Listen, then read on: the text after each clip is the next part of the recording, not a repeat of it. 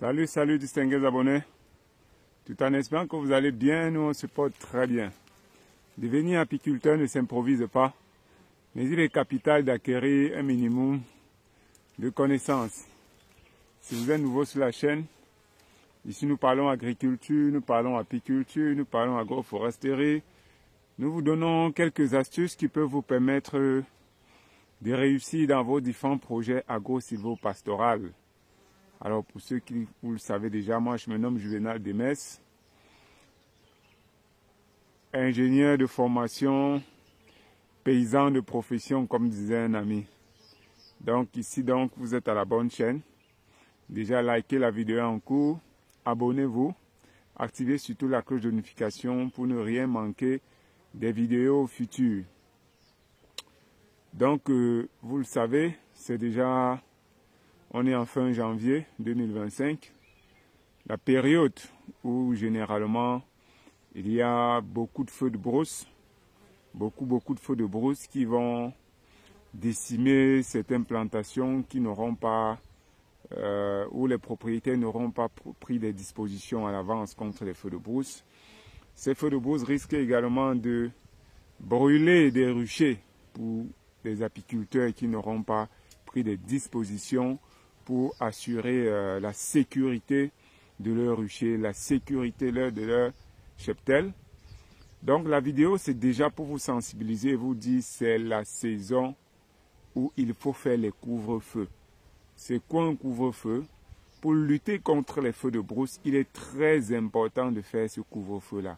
Et le couvre-feu c'est tout simplement aller dans votre rucher ou plutôt autour de votre rucher, de nettoyer le sol des herbes sèches, des feuilles mortes sur une largeur, une bande d'au moins 1,5 m, voire même 2 mètres. En fonction de comment se présente votre site ou votre superficie, vous faites des couvre-feux.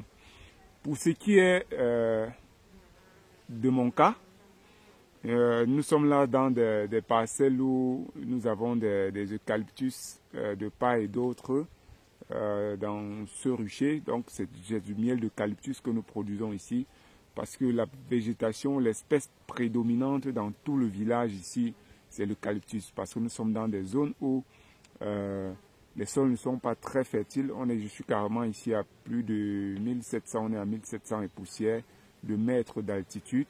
Donc ici, on ne plante que l'eucalyptus pour viabiliser les terres, et pouvoir tirer profit. Donc nous faisons dans ce rucher essentiellement du miel d'eucalyptus. Et comme les ruches sont éparpillées sur de vastes superficies, je ne peux pas pour ma part sortir ces bandes de 1,5 m, 2 mètres sur des superficies aussi grandes que celle-ci pour à peine une vingtaine de ruches colonisées. Donc ce que je fais pour ma part, c'est que je viens autour d'une ruche comme celle-ci, juste à côté de moi.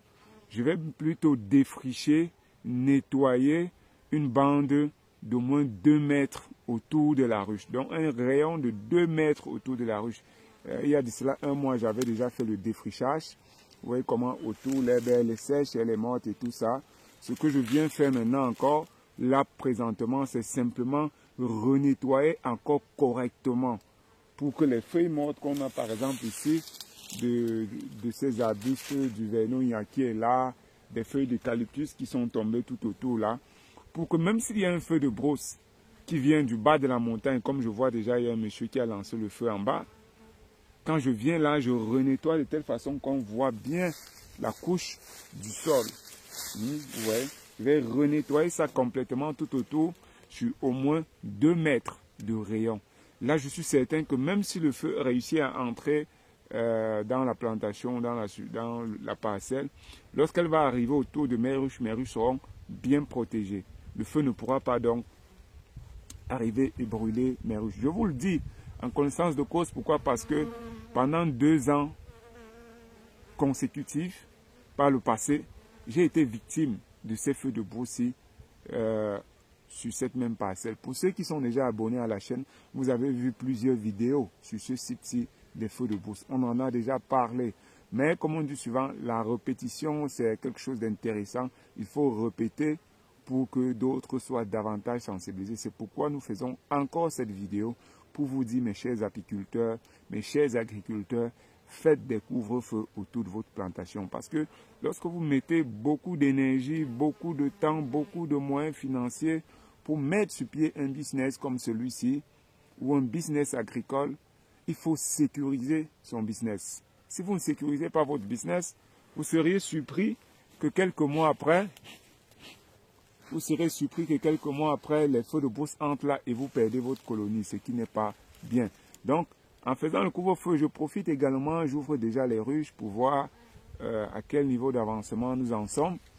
Quand est-ce que je vais revenir prélever mon loyer, hein? C'est ça.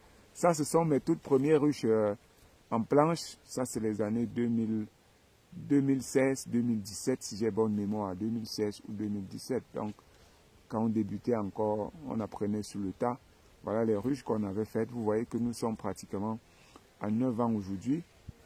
On est en 2025. Si on parle de 2016, on est en à 9 ans déjà. Et elles sont toujours là, bien solides. Elles résistent. Elles sont bien solides et elles continuent à nous produire du miel. C'est pour vous dire que l'apiculture, c'est une activité rentable. C'est une activité qui n'est surtout pas contraignante. Je suis venu il y a un mois, me voilà qui revient encore un mois après. Pendant ce temps, je fais autre chose.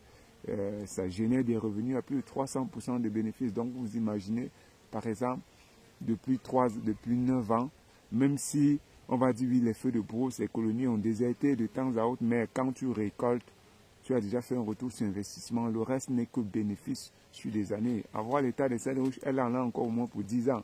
Donc, avec une ruche moderne, bien construite, bien protégée, vous allez produire du miel pendant au moins 15 à 20 ans. 15 à 20 ans, vous imaginez. Donc, mes chers amis, investissez en apiculture, investissez dans l'agriculture.